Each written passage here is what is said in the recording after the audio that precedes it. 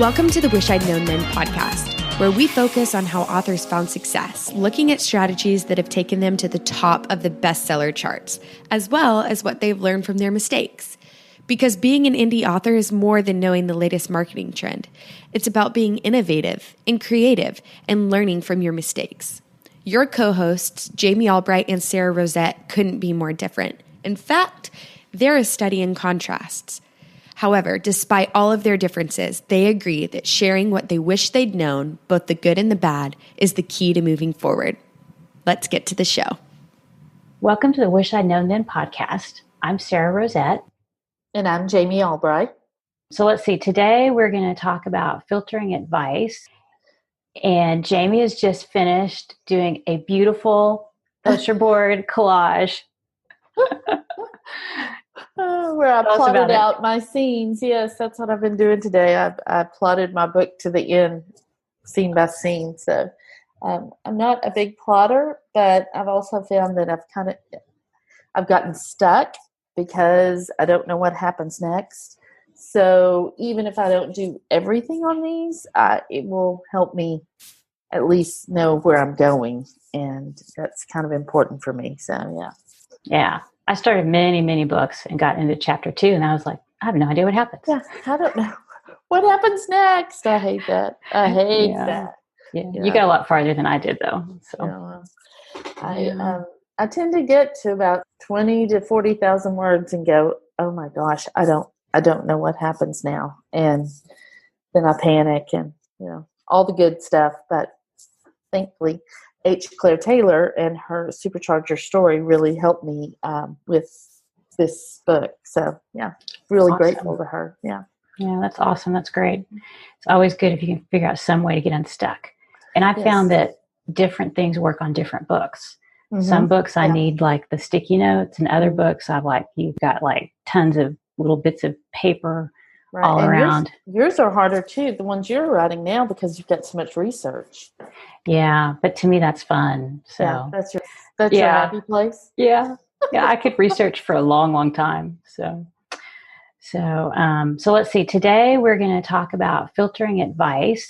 But let's see. For me, I have been working on the series book, and it's really close to being done. I think by the time this comes out, it will be out. Mm-hmm. And I got some good feedback on it from some writers, and I'm a little nervous about it because I feel much more comfortable with fiction. Mm-hmm. I've learned some stuff and I want to put it out there, and I hope it'll help people, the nonfiction, but I want to get it out and get back to my happy place of fiction. Yeah. I was going to say, this is your nonfiction book about how to write a series in any genre, right? Yeah. It's a big overview of, just looking at the different types of series and look so that people can look at and plan if they want to have a long series or a short series, because that was one thing that I didn't understand. And if I had known that early on, it would have helped me figure out, this series is definitely going to have an end, and it's going to be hard to continue it beyond 3 books or 6 books or whatever. Yeah. So, and kind of just like tips and things that I've figured out about like when you get bored with a series, how to keep going, and maybe when it's time to end it. Yeah. And you have lots of examples in that book too, don't you? Yes. My good writer friends like Jami helped me out. Well, I was hoping to get that plug. I really want. But you can't be an expert in everything. And I think that's kind of why I'm a little nervous about the book, because I can't know every series and every genre intimately. So I had to depend on my friends. For some of the examples. I think that's fine. That's fine. But so I, besides the plotting of this book, half of the book is written. I just didn't have it plotted to the end. So now I'll jump in and hopefully finish it pretty soon. But I'm just doing what we do. Okay, writing. Cool. Yeah. Cool. Yeah. Well, let's talk about filtering advice. All right. Because that's one thing that you and I both wish that we had known more about when we first got started. Right. So, and for anyone who I've given advice to, you feel free to filter away. Comment and filter away. Exactly. Yeah. So, I was thinking about like some of the things that I did when I first started out. And it was like, what I would do is I was so hungry for information and knowledge. And so I would listen to podcasts and I'd read articles and books, and then I'd just take it all and I'd think, oh, that's a great idea. Let's do it. And I would do it.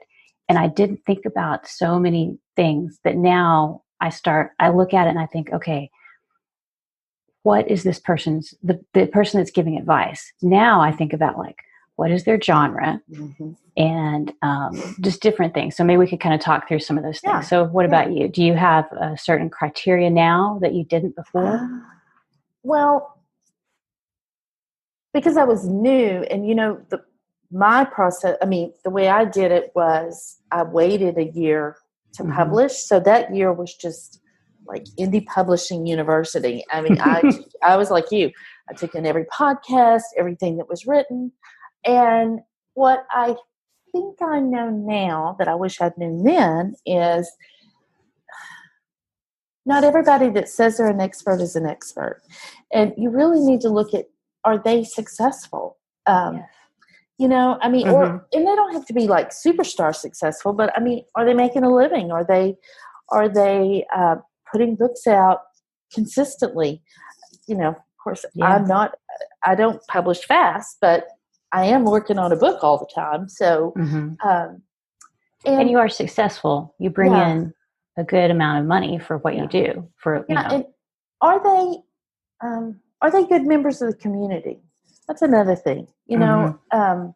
Because when you first start, you don't really know. And, but you also want to filter some of the things you hear mm-hmm. about people, because that can get you in trouble too. Yeah. Just this whole, online jumping on the bandwagon thing because you hear something about someone without proof of it.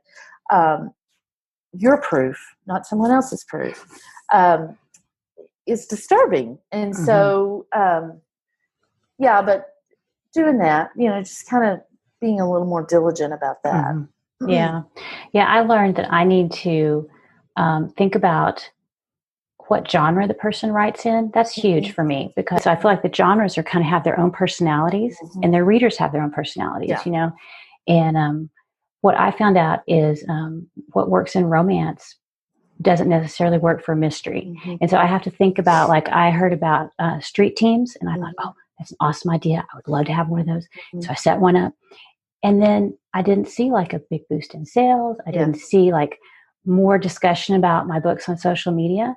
And when I think about something you had to manage. Yes. And it was like something else that was going on in my life that I don't know that I really needed, mm-hmm. And I don't know that it helped me that much. I enjoyed connecting with readers, mm-hmm. but looking back now, I think mystery writers or mystery readers, they're not as vocal on social media as some other genres. Mm-hmm. Whereas if somebody's writing in YA, they may mm-hmm. talk a lot and share and post and chat and comment, but mystery readers don't do that as much. And I think part of it is the demographics of the audience. They're a little bit older usually. Yeah. So that's something I try and think about, Yeah, I think you're right.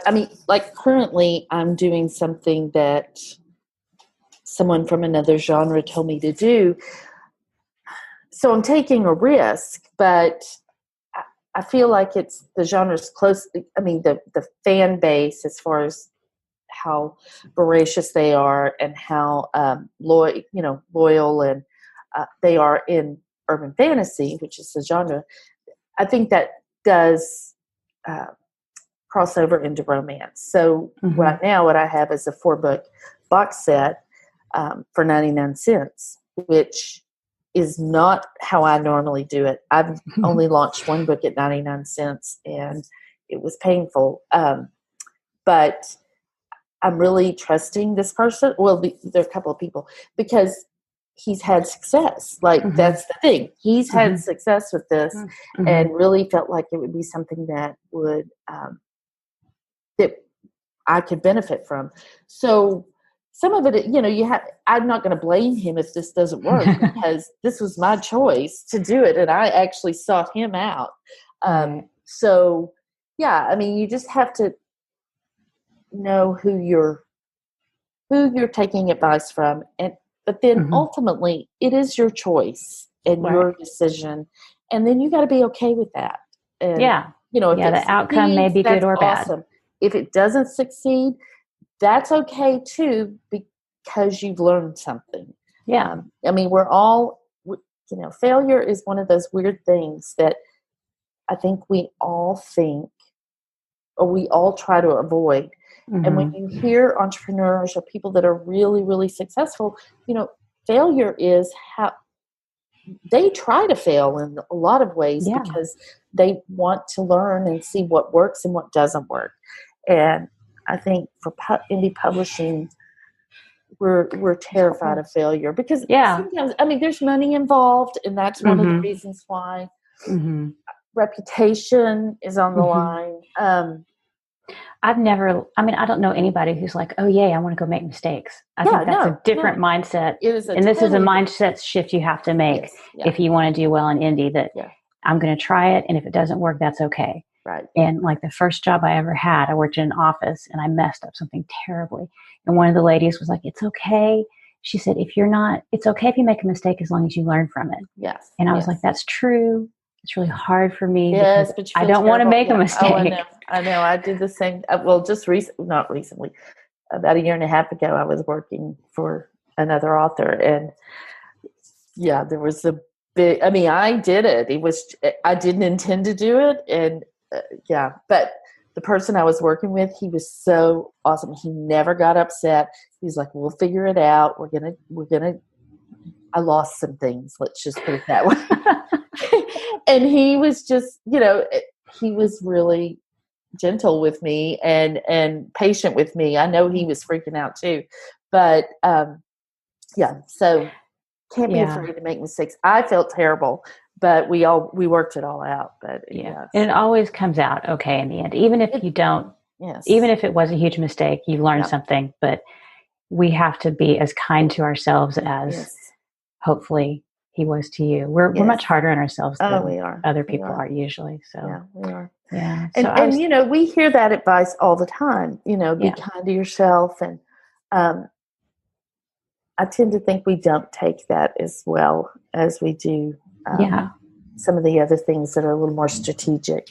And we should take that advice too, because that's good advice. Yeah. So I think too about when I'm trying to decide if I want to do something now, I think about whoever's advice it is. I think about their personality, like you were saying about the person. Oh yeah. And some people, they are like people. And, you know, people are drawn to them and they're kind of charismatic in a way. And that is a great person who a person like that can do like a street team, a Facebook group. They can get or people, live events. Signings and stuff. Yeah. And so, you know, and I'm not that sort of person. I'm not real, you know, extroverted. So what works for somebody like that, probably, I mean, I could probably do it, but it may not be the most comfortable thing for me. Right. Is it going to bring you joy? Because some of the things, and I think another thing about advice, you know, we are given so much advice. You have to know when to say enough is enough. Like my plate is full. I cannot do anymore. And I am not good at that. And especially in the beginning, I would pile it on because I just wanted to give myself the best chance at success. Yeah. And it worked. But looking back, I think I could have done without some of the things and still been okay. Yeah, and I think so too for me. Quite as crazy as I was, you know, there in the beginning and stuff. Yeah, and you know what happens is like when I was first published, I got that traditional deal and I felt like, okay, this is it. This is my chance. And like, I felt like that was my one chance. And so I did everything that anybody was doing, you know, and I did like t-shirts and I did in-person signings. And I mean, like if anybody had tried it, I did it, you know, just because I thought I needed to. And the books did well. And so I got another contract and it kept going. But looking back now, I go, you know, now I've had another chance with indie to do things totally different. Yes. And everybody gets so stressed with the marketing, with the market changing and how things are different. But in a way that gives you new opportunities too. Yeah. So like, even though we feel like this is our one chance and we have to do everything perfectly, things will change and we'll have the opportunity to do things new again later. Right. Because that book is always ours. I mean, we have that book. I mean, if you're indie published, that's your book. So you die, and then 80 years after, I think. And so, that the life of a book just never really goes away. And I mean, and now we've got formats and stuff. I mean, think about audiobooks and all the different things. Who knows what'll come up in the next 20 years? So we just all need to relax. Right. Yeah, we do. Easily said. That's easier said than done. Yeah. I do know that. Yeah. I think another thing about advice, filtering it and stuff, kind of from the other side, as someone who, well, not really even from the other side. This is my big thing. If you ask someone that knows more than you for advice, and they take the time to think about your issue and reply to your email or give you advice, then do them the courtesy of at least trying it. I've said this before many times, but I've said it publicly. You just don't want to be that person that asks for advice from someone. And then, I mean, like in the beginning, I asked Chris Fox for advice because I trust him with things that are in the book world, like completely. He's a smart guy, and he was doing what he was successful. And, but if he had told me something I didn't want to hear, and then I had gone, I mean, he wrote me a long email. He took time to do that. But then I had gone and put that same question in a Facebook group or asked a bunch of other people. That is just so insulting to the person that's super busy that takes the time to answer you. And so, and I don't think there's anything that anyone's told me that I went and asked for that I haven't at least tried. Not everything has worked, but I've at least tried it. If I took the time to ask them and they took the time to answer, then I tried it. But I think that's kind of the problem too. Sometimes we just don't want to hear the answer. And I wish I'd known in the moment is, for me, I know there have been some times when I've heard advice or people have given me a critique that I didn't want to take. And in a couple of instances I didn't take it, and it was not great advice as far as not someone I sought after, but if it was a critique that, was from somebody that I trusted and, or sometimes it's like, you've got to also like listen to your gut. Like, even though it's like, sometimes you hear things from people that you don't want to hear, but sometimes you just have that feeling like I had one series that I knew that they probably needed new covers, and I didn't want to do it. And I was like, oh, it's going to be so much work. And it wasn't so much the cost. It was like, just like the doing it and the uploading it and coordinating it and deciding what else to change it to. And I just didn't want to do it. Yeah. And, you talked about the, Romance Author Mastermind, where they talked about recovering books and their mindsets. And I was like, okay, so yes, I do need to do that. Yes. And so Whitney G talked about that. Yeah. She just said, a 4-figure author, if you say you need covers, a 4-figure author will say, I love these covers.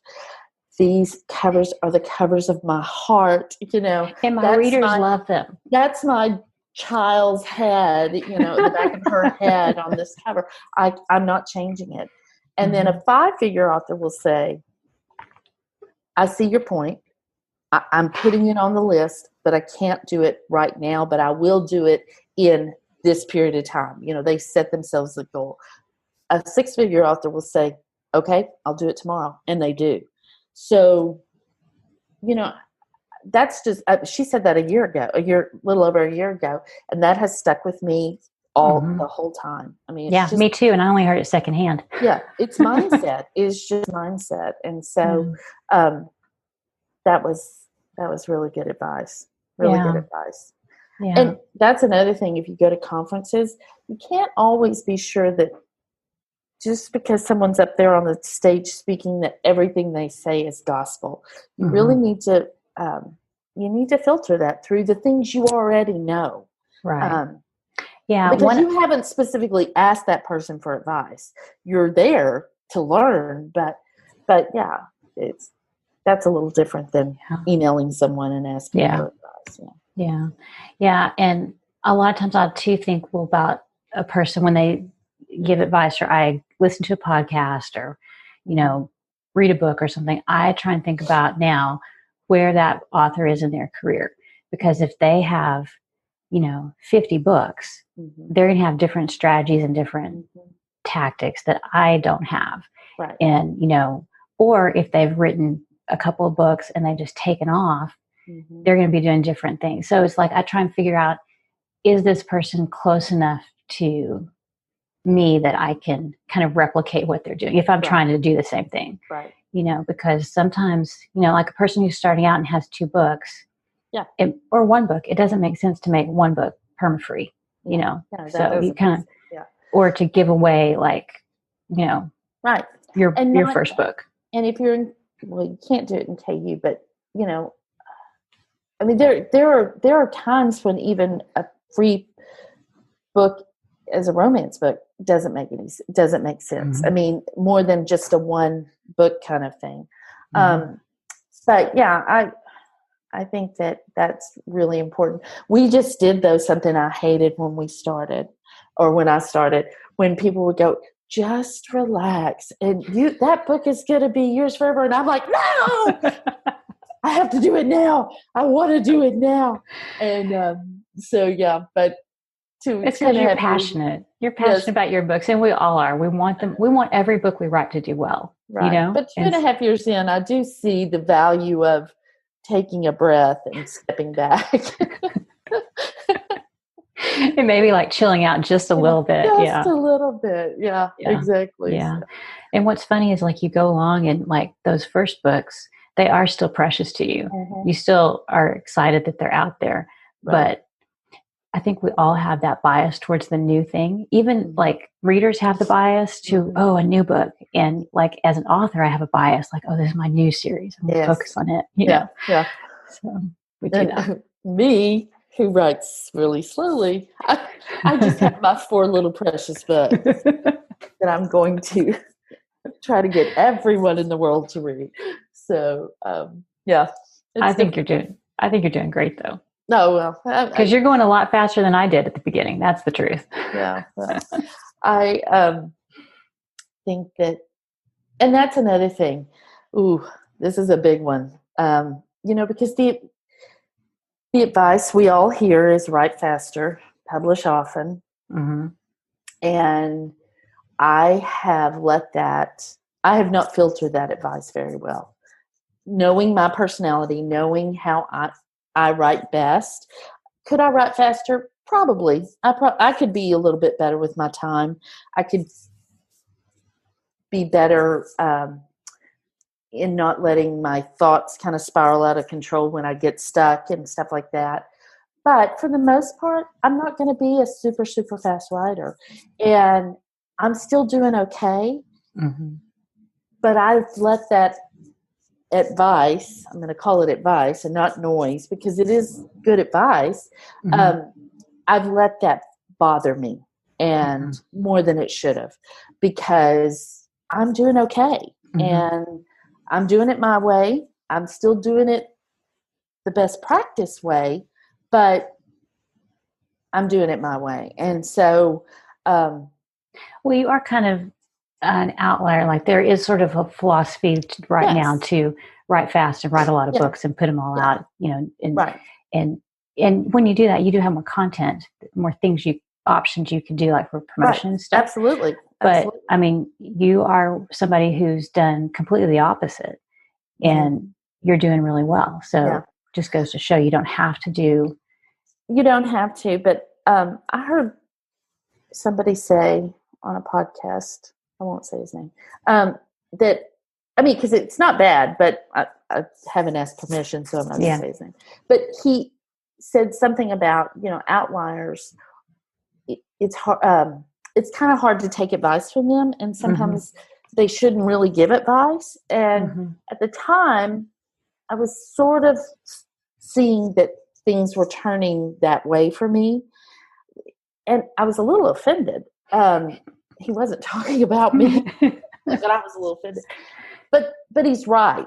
He is right, because there are things that I do that won't work for everybody, and that they work for me because I've been able to get into a niche. I always mess up on that word, but niche. But yeah, so I do think that, sometimes you have to be careful. That's another thing, Yeah. Is the person doing what you want to do, or are they doing something completely different? And you want to look at that, Yeah. Yeah. And sometimes there is a factor of luck and timing, and sometimes you can't replicate what other people have done. You can't. And you just have to say, okay, that was great for them, and just kind of keep going down your little row. Yeah, exactly. That's true. Yeah. Well, I can't think of. Can you think of any other ways you kind of filter advice? I think that's about what I do. I kind of think through those things, and then I'll give it a try. And like you say, sometimes they work and sometimes they don't, and just have to go on and keep going if they don't. Well, and it's not really advice, except, well, it is about taking advice. Like if you take someone's advice, or you take try something that you've heard and it doesn't work initially, that doesn't necessarily mean it doesn't work. Right. It may be something you need to keep trying because you haven't gotten it exactly right. So that takes a little bit of wisdom. That takes a little bit of experience to know. But just because something didn't work 6 months ago for you doesn't mean that it won't work now for you. And so you want to always keep your eyes and your ears open and be open to those things, because you could miss something, and because you just dismissed it because it didn't work one time. So yeah, that's very true. Yeah, that's true. The wisdom is figuring out the turning point of going, oh, I need to try that again, or drop that and move on. Yeah, exactly. Yeah. So, and that's what's hard. I mean, that's what's kind of hard about this business and how we do it, because in some ways it is a crapshoot, and you just have to go roll those dice and hope for the best. Yeah. We have a lot more control over our careers now than we used to, but there's still that element of who knows?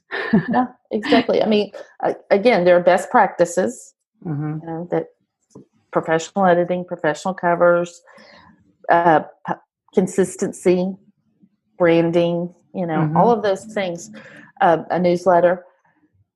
But there is this element of chance that comes with it, and you just never know.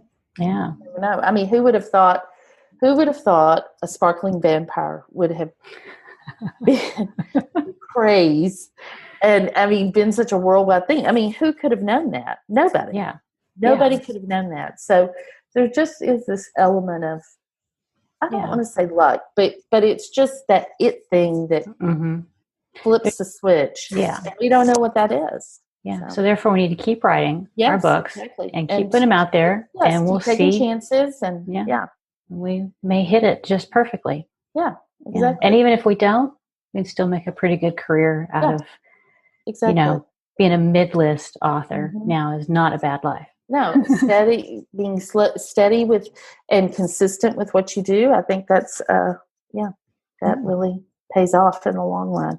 Yeah. So. Well, that's probably a pretty good note to end on. Yeah, I think so. Yeah. Take our advice. No, no, filter everything we just said. Filter our advice. Yeah. All right. We'll talk to you next week. All right. Thanks for listening. Bye-bye. Thanks for listening to the Wish I'd Known Then podcast. We hope this episode inspired you, empowered you, and made you laugh a little bit too.